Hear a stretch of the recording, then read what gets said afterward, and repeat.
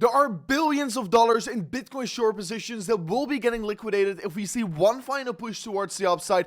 But while this is happening, we're seeing extremely bearish news hit the market that the US will probably sell another 130 million US dollars worth of Bitcoin. They cease from the Silk Road, and every single day we're seeing an approximately 150 billion US dollar flow out of the Bitcoin spot ETF. So I will be talking about this and many more important charts that are going to tell us something about where Bitcoin is heading towards next on today's update video. So without any further ado, don't forget to slap on that like button back above 800 likes from today's update video. That will be absolutely incredible. And with that being said, let me jump straight away in towards the content. And first of all, once looking at Bitcoin on that imminent short term, we can currently still see that we're still consolidating in this very important range I've been talking about on yesterday's video, and basically have been talking about for quite a while right now here. So the range I've talked about is that this previous big support level here also is currently significantly flipped into resistance, and the moment Bitcoin breaks above this red box of resistance, that is the point where I think a bigger recovery will be happening for Bitcoin.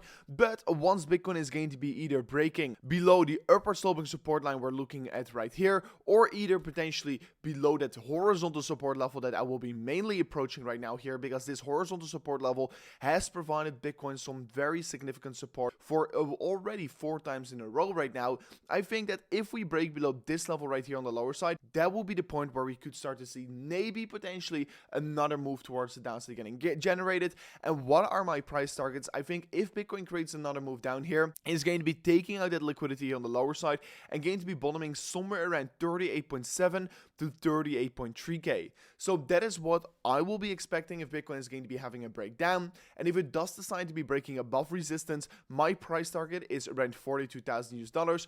And my Bitcoin trade that I currently have open, and also for this Bitcoin trade I currently have open that is currently making me about $2,000 in profit, I am planning to take a significant take profit around $42,000, and then I will be making an approximately $18,000 in profit. So make sure to subscribe to the channel if you want to be staying up to date about this trade whenever I will be exiting it or whenever I will be taking profit out of this trade. So first of all, I quickly want to be saying that yesterday we saw another 429 million US dollar outflow out of the Grayscale Bitcoin Trust. This is significantly less than before, but we also saw significantly less inflows to the iShares and Fidelity spot ETFs. So yeah, this is definitely something to be paying attention towards. But overall, we saw an outflow of 158 million US dollars, and then overall we saw an approximately 158 million US dollars flowing out of all the Bitcoin spot ETFs. So it's significantly less than yesterday. And yeah, I mean, we only saw $150 million outflow. And yesterday also, US filed a notice to sell 130 million US dollars worth of Bitcoin.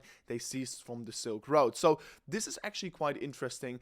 The negativity in the market has never been bigger. Honestly, I have not seen such a big amount of bearish news come out in such a short period of time.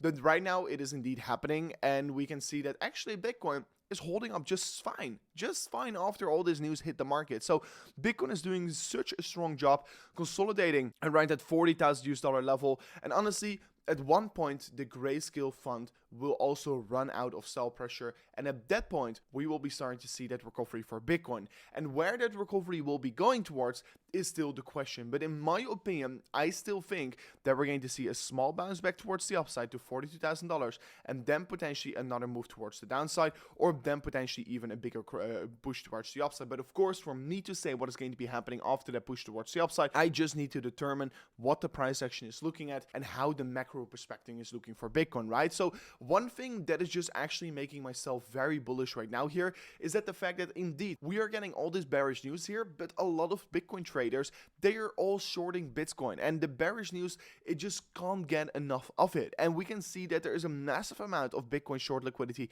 laying above us. So if Bitcoin pushes ever so slightly towards the upside, about $2,000 higher, we will be seeing billions in dollars of Bitcoin short positions getting liquidated, and that would push the price even higher. And then of course potentially these guys at Grayscale could sell more Bitcoin. So honestly, I think it makes sense that we're going to see a small little push towards the upside to liquidate all these Bitcoin shorters out of the market, and then we're going to be having another potential move towards the downside. And at the same time, we can currently see that the funding rate is actually turning negative. You can see it here across on CoinGlass, but you can also see it here on BYBIT here on the top side. We're having negative funding rate. I mean, you can currently see it. It was just a moment ago negative, but it just got reset 7 minutes ago, and it's currently sitting around 0.00 this. So it means that it is actually negative because it's below 0.01. So funding rate is of course changing quite a lot here, but you have to understand that this is so important to be paying attention towards, and especially since all the liquidity is currently piling up above us,